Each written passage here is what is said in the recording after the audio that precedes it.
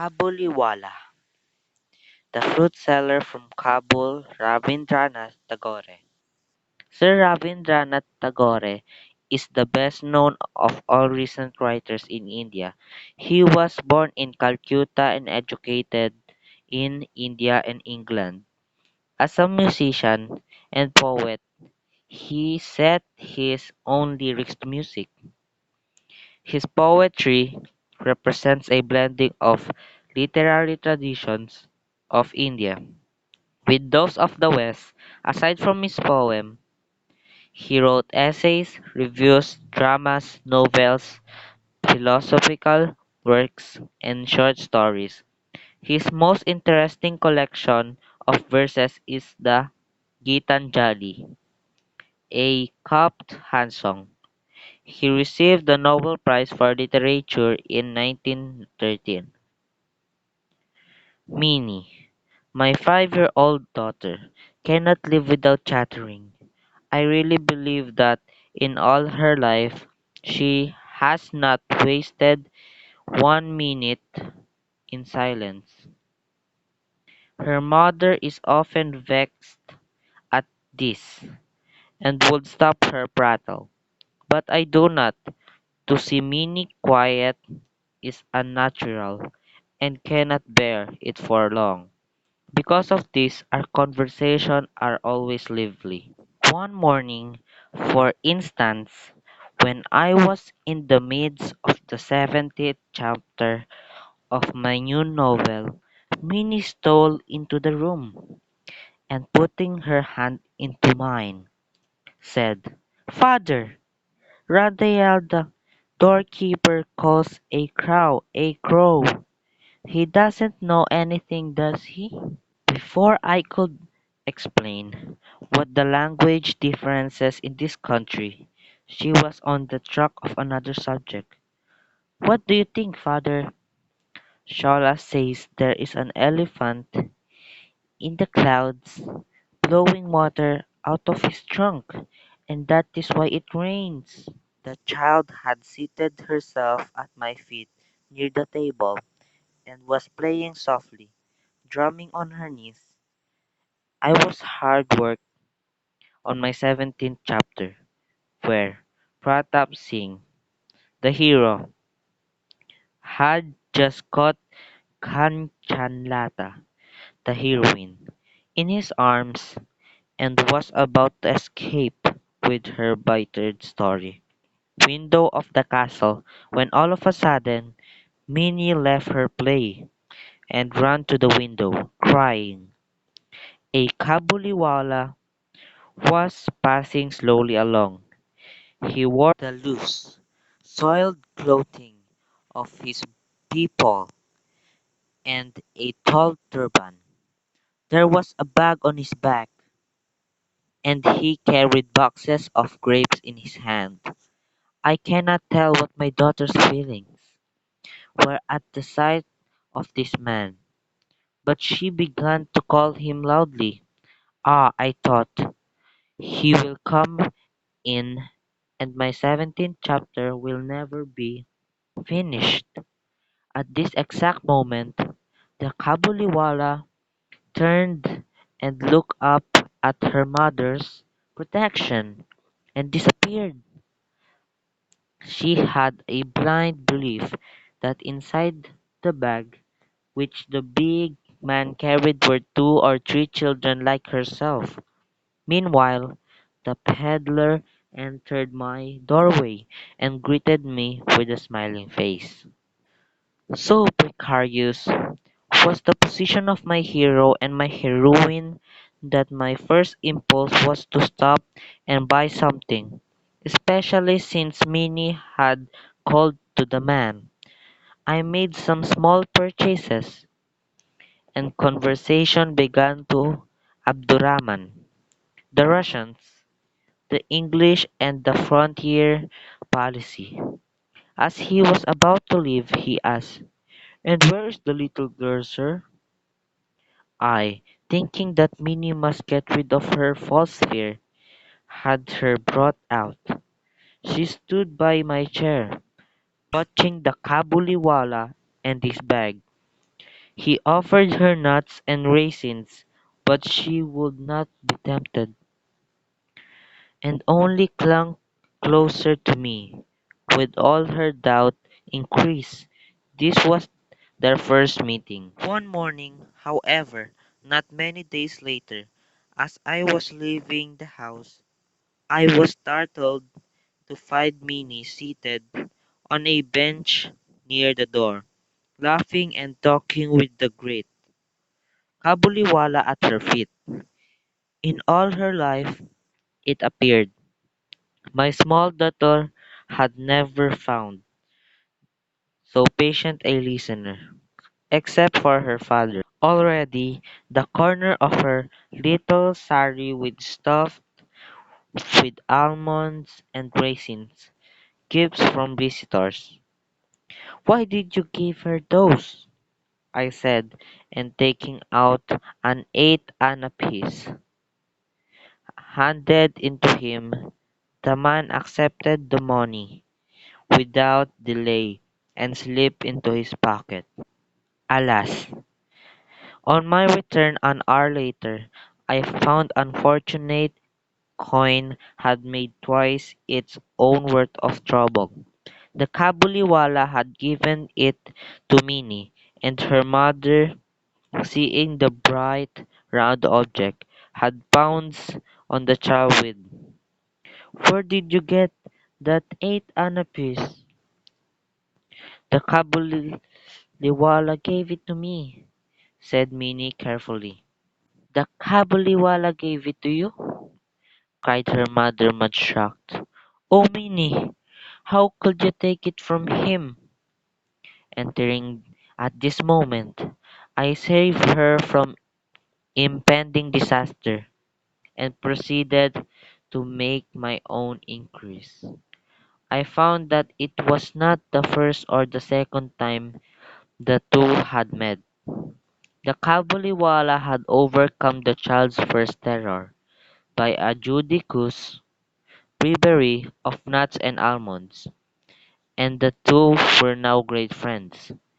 They had many quaint jokes which afforded them a great deal of amusement, seated from him and looking with all her tiny dignity on his gigantic frame. Minnie would ripple her face with laughter and begin, "Oh, Kabuliwala, what have you gone into your bag?" He would reply in the nasal accents of a mountaineer, "An elephant, not much cause, perhaps, but how both enjoyed their joke." And for me, this child's talk with grown-up man always had it in something strangely fascinating. Then the Kabuliwala, not to be caught behind, would take his turn. "Well, little one, and when are you going to the father-in-law's house?" No, most small Bengali maidens have heard long ago about the fathers-in-law house, but being a little modern, had kept these things from our child. And at this question, Minnie had been threefold bewildered. But she would not show it, and with instant composure, "Are you going there?" Among men of the Kabuliwala's class, however, it is well known that the words "father-in-law's house" have double meaning. It is euphemism for jail, the place where we are well cared for at no expense. The sturdy peddler will take my daughter's question at this sense. "Ah," he would say, shaking his fist at a visible policeman, "I will thrash my father-in-law." Hearing this, and picturing the poor, uncomfortable relative, Minnie would go into the pills of laughter joined by her formidable friend. These were autumn mornings, the time of year when kings of old went forth to conquest, and I, never stirring from my little corner Calcutta, would let my mind wander over the whole world at the very name of the another country.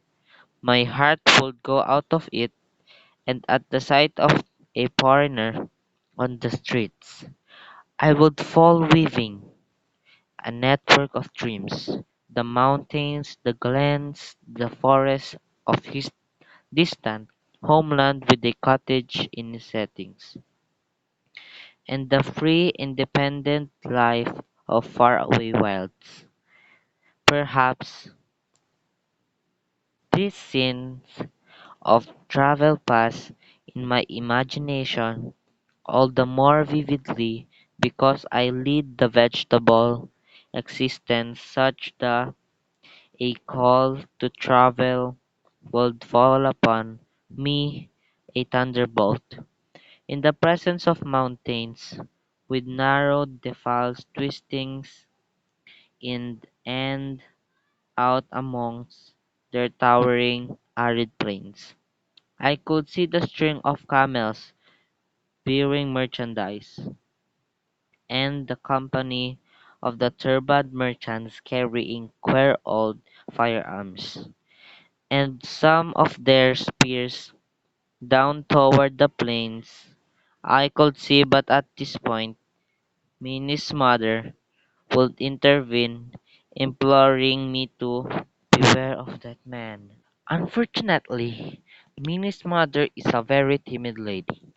Whenever she hears a voice in the street or sees people coming towards the house, she always jumps to the conclusion that they are either thieves, drunkards, snakes, tigers, malaria, cockroaches, caterpillars, or an English sailor. Even after all these years of experience, she was not able to overcome her terror.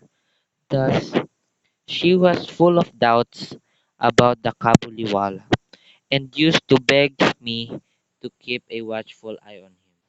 I tried gently laugh her fear away, but then she would try on me seriously and ask solemn question. Were child ever kidnapped? Was it not true that there was slavery in Kabul? I told her that that's not impossible. It was highly improbable. But this was not enough, and her dread persisted, as her suspicion was unfounded. However, it did not seem right forbid the man to come to the house, and his familiarity went unchecked. The year, in the middle of January, Raman the Kalbuliwala was in the habit of returning to his country, and as the time approached, he would be very busy going from house to house collecting his debts. This year, however, he always found time to come and see Minnie. It would have seemed to an outsider that there was some conspiracy between them, for when he could not come in the morning, he would appear in the evening. Even to me, I was a little worried now and then to suddenly surprise this tall, loose, garmented man of bags in the corner of the dark room. But when Minnie would run in, smiling with her, "Oh, Kabuliwala," and the two friends, so far apart in age, would subside into their old jokes, I felt reassured. One morning, a few days before he had made up his mind to go, I was correcting my proof sheets in my study. It was chilly weather. Through the window, The rays of the sun touched my feet, and the early pedestrians were returning home. Looking out, I was Ramon, bound and being led away between two policemen, followed by a crowd curious boy. There was blood stains on the clothes of Cabulliwalah, and one of the policemen carried a knife hurrying out. I stopped them and inquired what it all meant, partly from now on, partly from another. I gathered the certain neighbor had owed the peddler something for a rampuri shawl, but had falsely denied having bought it, and that in the course of the quarrel Ramon had struck him. Now, in the heat of his excitement, the prisoner began calling his enemy all sorts of names. Suddenly, from a veranda of my house, my little Minnie appeared with her usual exclamation, "Oh, Cabulliwalah, Cabulliwalah!" Ramon's face lighted up as he turned to her. He had no bag under his arm today, so she could not discuss the elephant with him. She at once therefore proceeded to the next question. "Are you going to the father-in-law's house?" Ramon laughed and said, "Just where I am going, little one." Then seeing the reply did not amuse the child, he held up his feathered hands. "Ah," he said, "I would have thrashed the old father-in-law, but my hands are bound." One, a charge of murderous assault, Ramon was sentenced to many years of imprisonment. This passed and he was forgotten. The accustomed work in the accustomed place was ours, and the thought of once free mountaineer spending his year in prison seldom occurred us. Even my light-hearted Minnie, I am ashamed to say, forgot her old friend. New companions filled her life. As she grew older, she spent more of her time with girls, as much in fact that she came no more to her father's room. I was scarcely on speaking terms with her. Many years passed. It was autumn once again, and we had made arrangements for Minnie's marriage. It was to make place during the Puja holidays, with Goddess Durga returning to her seasonal home in Mount Kailas. The light of our home was also to depart, leaving our house in shadows.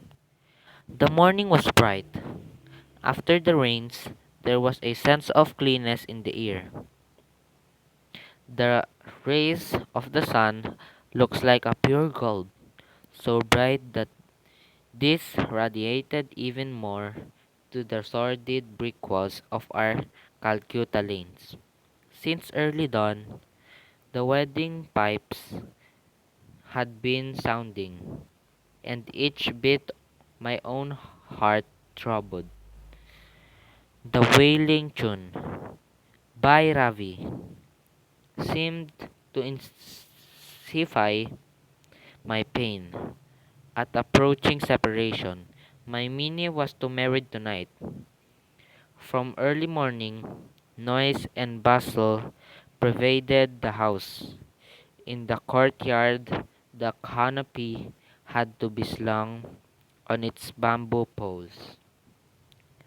The tinkling chandeliers should be hung one in each room and veranda. There was a great hurry and excitement. I was sitting in my study, looking through the accounts, when someone entered, saluting respectfully, and stood before me. It was Ramon, the Cabulliwala, and at first I did not recognize him. He had no bag, nor the long hair, nor the same vigor that he used to have, but smiled, and I knew him again. "When did you ever come, Ramon?" I asked him. "Last evening," he said. "I was released from jail." The words struck harsh upon my ears. I had never talked with anyone who had wounded his fellow man, and my heart shrank when I realized this, for I felt that the day would have been better omened if he had not turned up. "There are ceremonies going on," I said, "and I'm busy. Could you perhaps come another day?" At once he turned to go, but as he reached the door he hesitated and said, "May I not see the little one, sir, for a moment?" It was his belief that Minnie was still the same. He had pictured her running to him as she used to do, calling, "Oh, Cabulliwalah, Cabulliwalah." He had imagined that they would laugh and talk each together just as in the past. In fact, in memory of those former days, he had brought, carefully wrapped up in paper, a few almonds and raisins and grapes, somehow obtained from a countryman. His own little fund was gone, and I said, "There is a ceremony in the house, and you will not be able to see anyone today." The man's face fell. He looked wistfully at me for a moment, said, "Good morning," and went out. I felt a little sorry, and would have called him back, but I saw that he was returning of his own accord. He came close up to me, holding out his offerings, and said, "I brought these few things, sir, for the little one. Will you give them to her?" Saying this, he put his hand inside the bag. His big loose robe brought out a small dirty piece of paper. With a great care he unfolded this, and smoothed it out with both hands on my table. It bore the impression of a little hand, not a photograph, not a drawing. The daughter had been always on his heart, as he had come year after year to Calcutta to sell his wares in the streets. Tears came to my eyes. I forgot that he was a poor Kabuli fruit seller, while I was but no. Was I more than he? He was also a father. That impression of the hand of his little Parvati in her distant mountain home reminded me of my own little Minnie, and I immediately sent her for her from the inner apartment. Many excuses were raised, but I would not listen. Clad in the red silk of her wedding day, with the sandal paste on her forehead and adorned as young bride, Minnie came and stood bashfully before me. The Cabulliwalah was staggered at the sight of her. There was no hope of reviving their old friendship, as he smiled and said, "Little one, are you going to your father-in-law's house?" But Minnie now understood the meaning of the word father-in-law, and she could not reply to him as in the past. She blushed at the question and stood before him with his bride's face looking down. I remember the day when Kabuliwala and my Minnie first met, and I felt sad.